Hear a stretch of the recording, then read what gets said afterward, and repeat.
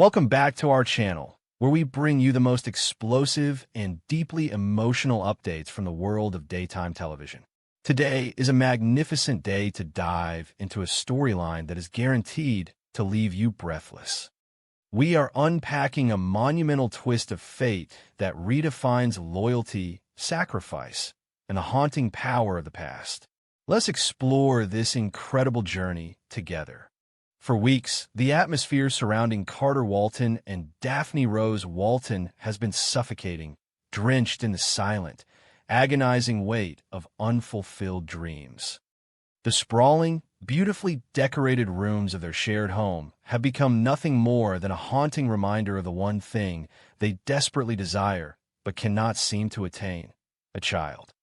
The journey to parenthood, which began with such radiant optimism and boundless love, has slowly deteriorated into a grueling marathon of negative pregnancy tests, sterile doctors' offices, and whispered, heartbreaking condolences. Carter, a man who has built his entire life on the pillars of stability, loyalty, and the fierce desire to protect his loved ones, has tried valiantly to remain the steadfast anchor for his wife. He has offered endless reassurance, masking his own profound disappointment behind a brave, unwavering smile. But the cracks in their foundation have begun to show, threatening to shatter the beautiful life they have built together. The psychological toll of this infertility battle cannot be overstated, as it has systematically dismantled Daphne's sense of self-worth. She has found herself trapped in a relentless cycle of hope and despair, every passing month bringing a fresh wave of heartbreak that chips away at her spirit and leaves her feeling hollow. She looks at Carter, a man who possesses an infinite reservoir of paternal love just waiting to be tapped, and feels an agonizing guilt that she cannot be the vessel for his ultimate happiness.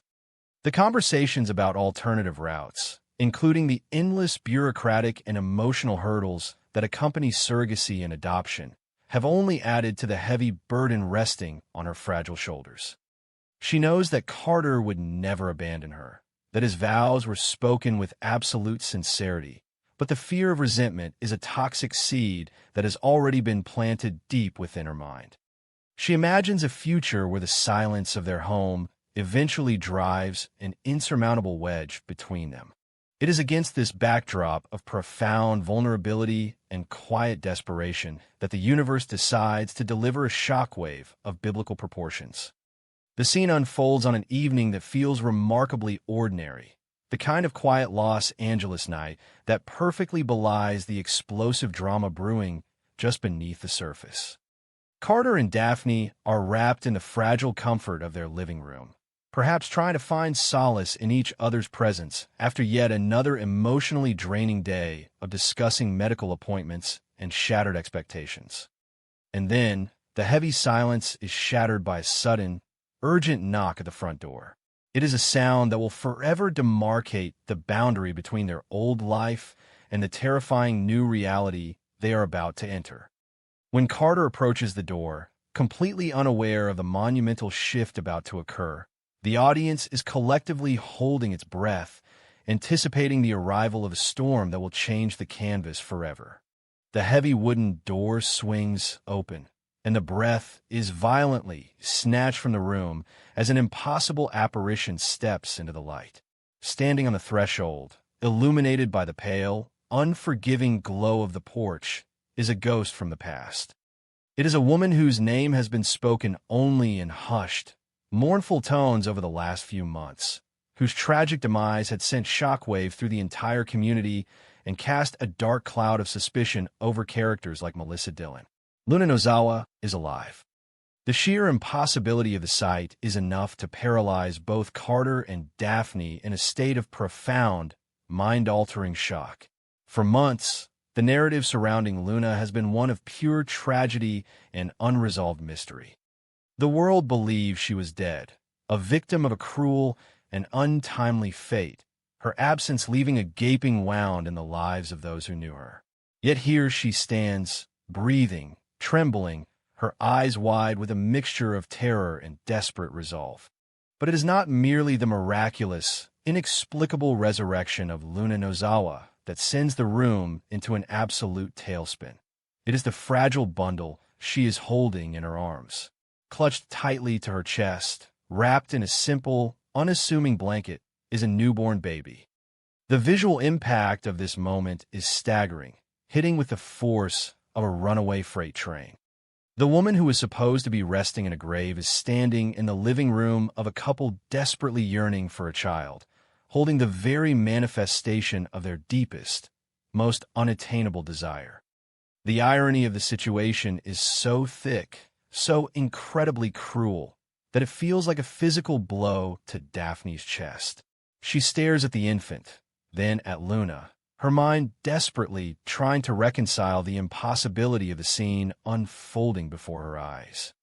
The silence that follows is deafening, broken only by the soft, rhythmic breathing of the sleeping infant and the erratic, panicked gasps of Luna herself. When Luna finally speaks, her voice is a fragile, fractured whisper, carrying the immense weight of untold horrors and unimaginable sacrifices. She begins to weave a tale that is as harrowing as it is unbelievable, pulling Carter and Daphne into a dark, terrifying world they never knew existed. Luna explains the circumstances of her supposed death, revealing that it was an elaborate, desperate ruse designed to protect the most precious thing in her life.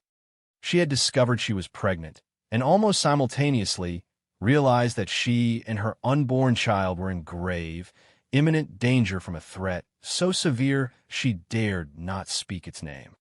To reveal the specifics of the danger would be to invite total destruction. So Luna made the agonizing, heartbreaking decision to vanish into the shadows. She let the world mourn her. She let her loved ones weep for her. Also that her baby could have a chance at life away from the crosshairs of her unknown enemies. Luna describes the grueling months of hiding, the constant, suffocating fear of discovery that haunted her every waking moment, and the solitary, terrifying experience of giving birth in absolute secrecy. Every word she speaks paints a vivid, heartbreaking picture of a mother's ultimate sacrifice, a narrative perfectly designed to elicit maximum sympathy and completely disarm her audience. But the most crucial element of Luna's story, the pivot upon which this entire twisted scenario turns, is her reason for coming to Carter. Out of all the people in Los Angeles, out of all the sprawling, powerful families and vast resources available to her, she chose him. Luna looks directly into Carter's eyes, her expression a masterclass in vulnerability and desperate trust, and explains that he is the only man she has ever truly believed in. She speaks of his unwavering integrity, his profound capacity for love, and his innate, undeniable goodness that has always set him apart from the ruthless manipulators of their world. She knows, perhaps better than anyone, that Carter is a fierce protector, a man who would move heaven and earth to ensure the safety and happiness of an innocent child. In Luna's eyes, Carter represents the ultimate safe haven, the impenetrable fortress where her baby can grow up shielded from the darkness that forced her into hiding. She makes it abundantly clear that she is not asking for money, nor is she seeking shelter for herself. She is offering him the ultimate, priceless gift. She is asking Carter to take her child, to claim it as his own, to raise it with the boundless love and devotion she knows she cannot provide while she remains a moving target. As Luna's desperate plea hangs heavily in the air, the camera pans to Daphne, capturing a devastating portrait of a woman whose soul is being systematically dismantled piece by piece. The psychological horror of Daphne's predicament is entirely unparalleled. She is standing mere feet away from the woman who was once her fierce rival, a woman who possesses a complex, tangled history with the people in their orbit, and this woman is casually offering Carter the one thing Daphne has been agonizingly unable to give him. It is a cosmic joke of the cruelest, most unforgiving variety. Daphne's mind races, a chaotic whirlwind of conflicting emotions threatening to tear her apart from the inside out. She sees the raw, unadulterated longing flare in Carter's eyes as he looks at the tiny, fragile bundle in Luna's arms. It is the look of a man who has just been handed the keys to the kingdom, a man who is staring at the sudden, miraculous manifestation of his deepest, most fervent prayers. And in that look, Daphne sees her own potential obsolescence, a terrifying glimpse into a future where she is no longer enough for the man she loves. The dilemma facing Daphne in this agonizing moment is not merely difficult. It is fundamentally devastating. She is trapped in an impossible paradox, a lose-lose scenario that requires her to sacrifice a vital piece of her own identity regardless of what path she chooses. On one hand, she can firmly refuse. She can stand her ground, assert her boundaries, and outright reject the child of her former rival.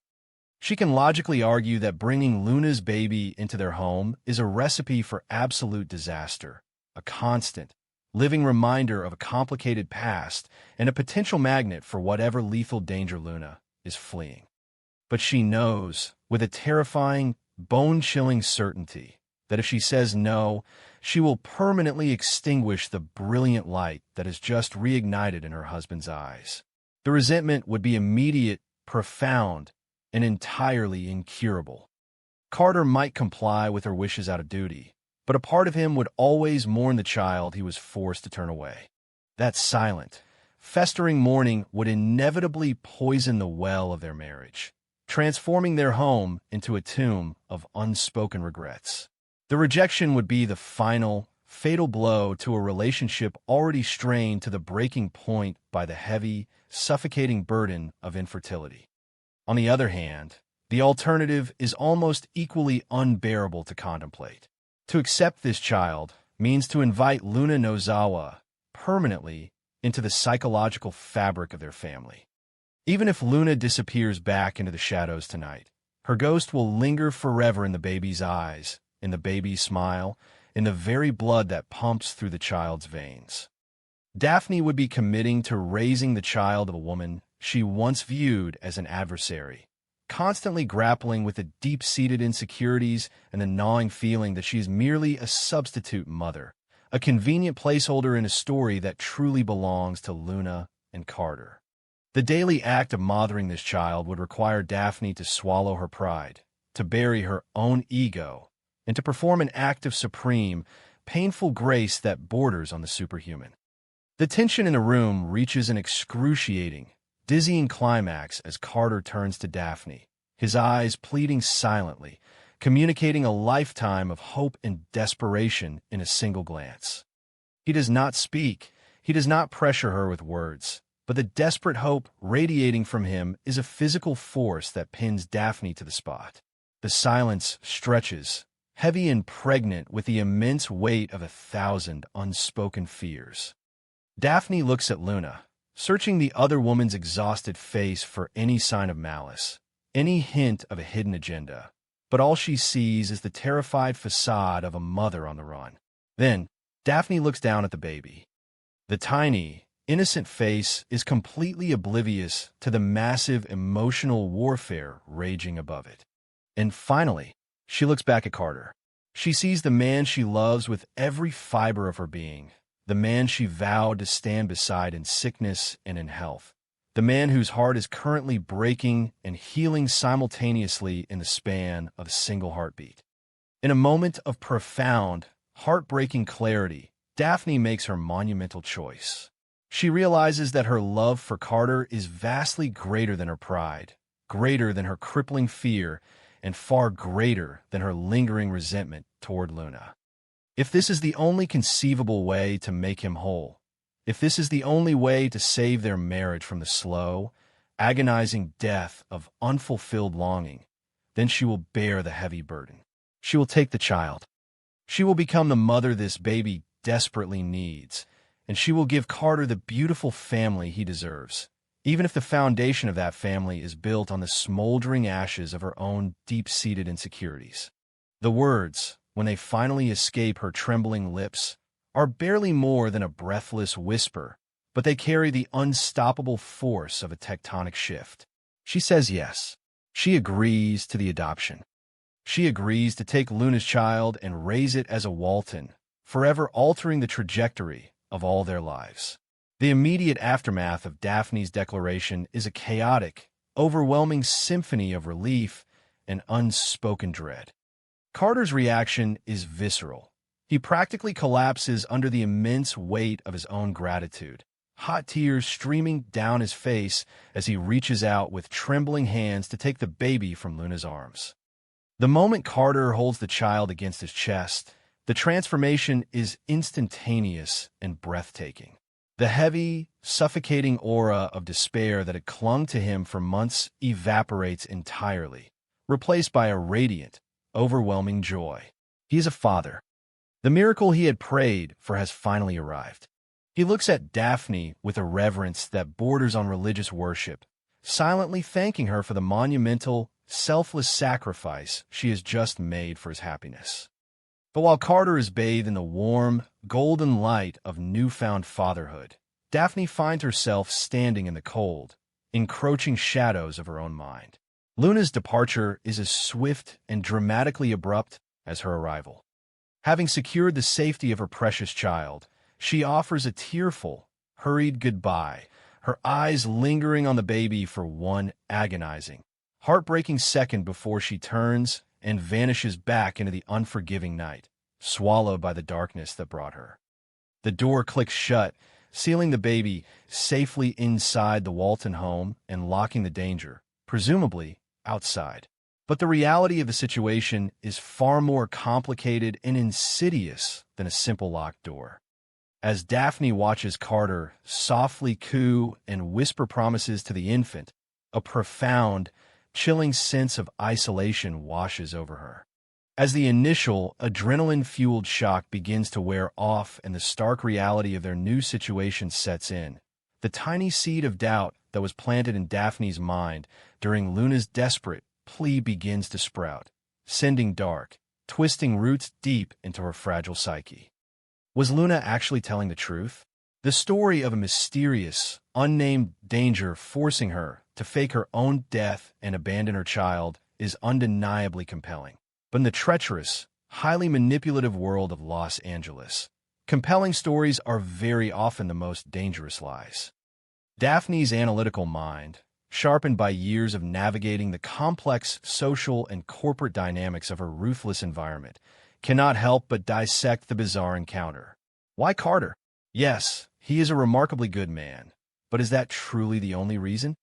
Is it entirely possible that Luna's choice was not born out of desperate trust, but out of a coldly calculated, malicious strategy?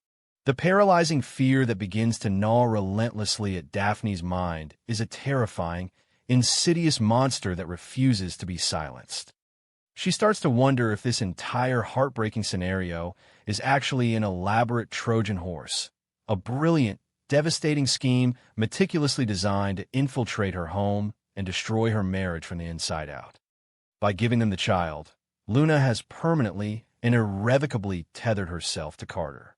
She has created an unbreakable, biological link that will forever tie her to the Walton family, a bond that Daphne can never replicate. What if the deadly danger she spoke of is entirely fabricated? What if she is simply waiting patiently in the wings for the right moment to return, to dramatically reclaim her child, and to stake a permanent claim on the man who is raising it? Daphne realizes with a sickening, terrifying jolt that she may have just willingly invited the enemy into her most sacred sanctuary. Every time she looks at the innocent baby, she will be forcefully reminded of Luna. Every time Carter smiles at the child, Daphne will be tortured by the thought that he is secretly thinking of the woman who gave it to him. The joy of motherhood, which she had craved so desperately for so long, is now heavily tainted by the constant, suffocating fear of an impending, catastrophic betrayal. She is playing the role of the loving, devoted mother to perfection, but beneath the carefully constructed surface, she is a woman at war, fighting a phantom enemy that may or may not exist.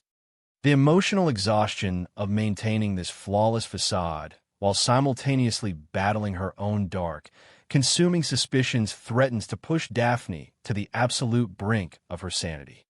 As we look ahead, The tension within the Walton household is guaranteed to reach a terrifying boiling point, setting the stage for one of the most psychological